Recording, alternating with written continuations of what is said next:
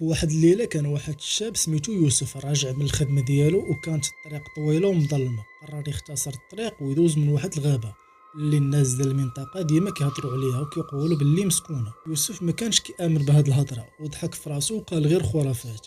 دخل الغابه وكل شيء كان عادي غير الصوت ديال البرد كيدوز بين الشجر، ولكن فجاه سمع واحد الصوت خفيف كيعيط عليه. يوسف وقف تجمد في بلاصتو حيت الصوت كان عارف سميتو.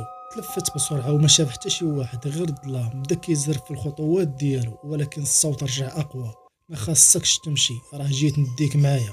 في هاد اللحظه حس بشي يد بارده شداتو من كتفو.